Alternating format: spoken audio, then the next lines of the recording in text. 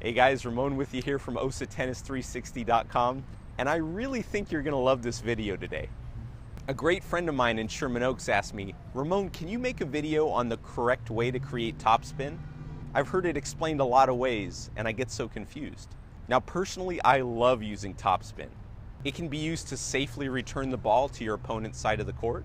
It allows you to open up the court by creating sharp angles, and it can be used aggressively by moving the ball out of your opponent's strike zone and hitting a sweet passing shot. Oh, and most importantly, it feels really cool when you do it. So as you're watching this, just visualize yourself going through the process, and then if you feel inspired, go out and give it a shot. Now, I've heard this explained about a million different ways, and one of the misconceptions is that you roll your racket over the ball. And unfortunately, this is reinforced because you'll see this happen to the pros, where the racket turns over the ball after they hit it. However, this is due to the fact that they mishit the ball a lot of times. The ball will actually hit the bottom of the racket, forcing the racket to roll over the ball.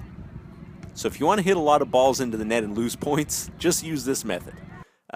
Joking aside, let's look at the correct way to create topspin on the ball. Alright, if you've subscribed to my videos on my website, you probably understand the 45-degree angle by now. And if not, just feel free to head over to my website and do that because it's totally free and you'll get some cool stuff. In the meantime, just realize that one of these lines represents where your hips are going to line up, and the other line represents where your arm should be when you make contact. Great, so we know where to make contact, the 45-degree angle. What's going to determine how much or how little spin is imparted on the ball is how badly you mishit it. No, kidding, but it's really what the racket is doing as it approaches where the racket and the ball meet. As far as the grip goes, it'll depend based on if you're hitting a backhand or a forehand, one hand or two hand, and this isn't a video about grips.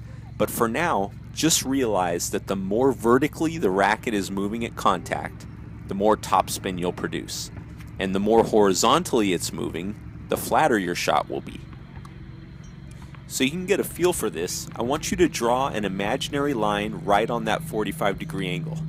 Now, if you want to create a lot of topspin, I want you to imagine that as you approach that line that's on the 45, that the racket never quite crosses the line. Instead, the racket goes straight up the back of that line. And what this will do is it'll guarantee that your racket is moving vertically as it approaches the ball, and you'll instantly be able to hit with as much topspin as you'd like.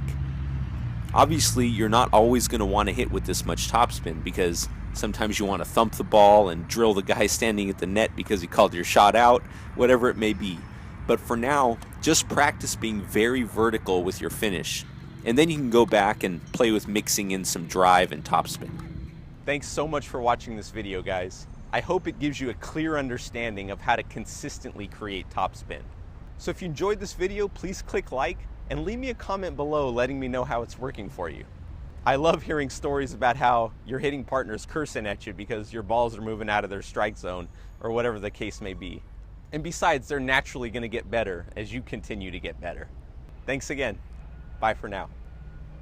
Do you want more free videos that show the fun in the fundamentals of tennis? Head over to my website by clicking here. Simply enter your email address and I'll send you a free gift.